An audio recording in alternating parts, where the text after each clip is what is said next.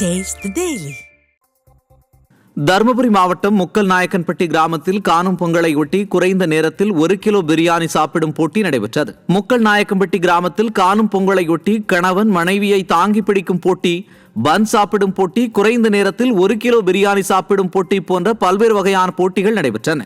இந்நிலையில் chilli chicken சாப்பிடும் போட்டியில் கஜேந்திரன் என்பவர் 3 நிமிடத்தில் 1 கிலோ சில்லி சிக்கன் சாப்பிட்டு வெற்றி பெற்றார். இதேபோல பெண்களுக்கான பிரியாணி சாப்பிடும் போட்டியில் 2 நிமிடத்தில் பிரியாணியை சாப்பிட்ட ரம்யா என்ற பெண் வெற்றி பெற்றார்.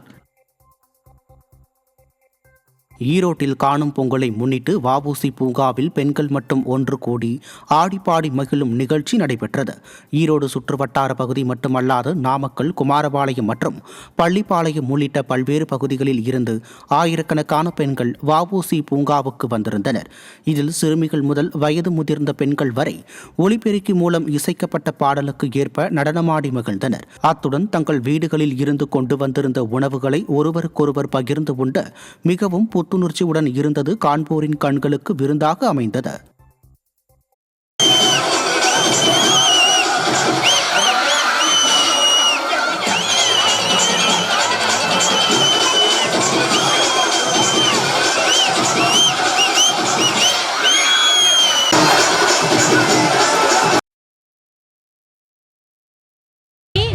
ஃபுல்லாக டான்ஸ் பண்ணிகிட்டு இருக்காங்க. எந்த ஒரு தடை இல்லாமல் கேர்ள்ஸுக்கு வந்து ஃப்ரீடமாக ஒரு கூச்சம் இல்லாமல் இன்றைக்கி வந்து நாங்கள் டான்ஸ் ஆடிட்டுருக்கோம்.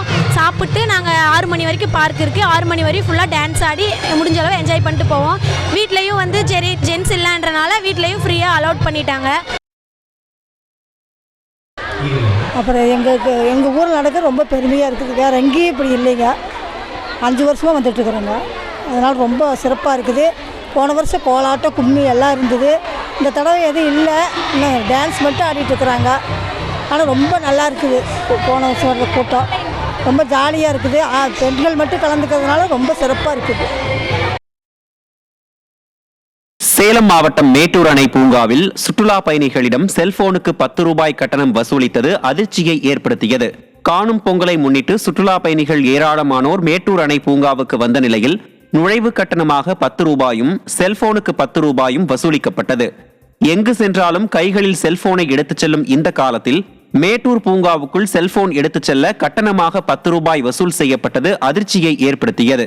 நிர்வாக திறனற்ற ஸ்டாலின் ஆட்சியில் ஏற்கனவே வரி விதிப்பால் வாடி உள்ள மக்களிடம் பூங்காவுக்குள் செல்போன் கொண்டு செல்ல கட்டணம் வசூலித்தது பலரையும் கொதிப்படைய வைத்தது. 104 பேர் ஃபோட்டோ எடுக்கிறாங்க, மீதி 96 பேர் வந்து ஃபோட்டோ எடுக்கிறது இல்லை. அதுக்கு அந்த 96 பேர்த்துக்கும் 10 ரூபா வாங்க முடியுமா? அதுக்கு நான் நார்மலாக கேமரா, இன்னைக்கு எல்லாமே கேமரா ஃபோன் வந்திருக்கு, எல்லாமே இது இருக்கு. இன்னைக்கு எல்லாமே கேமரா ஃபோன் இருக்கு.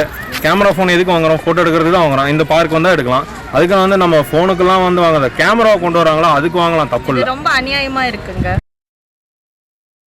நீலகிரி மாவட்டம் கோத்தகிரி பகுதியில் உள்ள வனப்பகுதியில் பழங்குடியின மக்கள் பாரம்பரிய முறையில் நாட்டுப்புற கலை நிகழ்ச்சிகளை நடத்தி காணும் பொங்கல் விழாவை கொண்டாடினர்.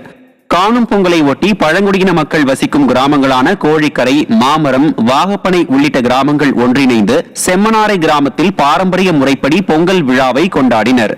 மேலும் செம்மனாரை கிராமத்தில் பழங்குடியின மக்கள் இயற்கை தெய்வங்களுக்கு பொங்கலிட்டு வழிபட்டனர். காணும் பொங்கலை ஒட்டி பழங்குடியின மக்கள் பாரம்பரிய நடனமாடியும் பல்வேறு விளையாட்டு போட்டிகளை நடத்தியும் மகிழ்ந்தனர்.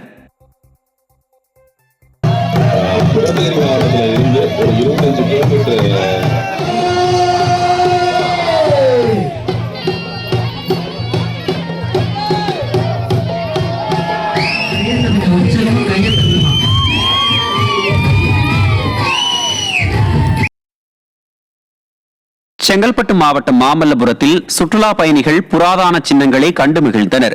காணும் பொங்கலை ஒட்டி மாமல்லபுரத்திற்கு உள்ளூர், வெளியூர் மற்றும் வெளி மாநிலங்களில் இருந்து ஆயிரக்கணக்கான சுற்றுலா பயணிகள் வருகை புரிந்து புராதன சின்னங்களான வெண்ணெய் உருண்டை பாறை, 5 ரதம், அர்ஜுனன் தபசு, கலங்கரை விளக்கம் ஆகியவற்றை கண்டு ரசித்தனர்.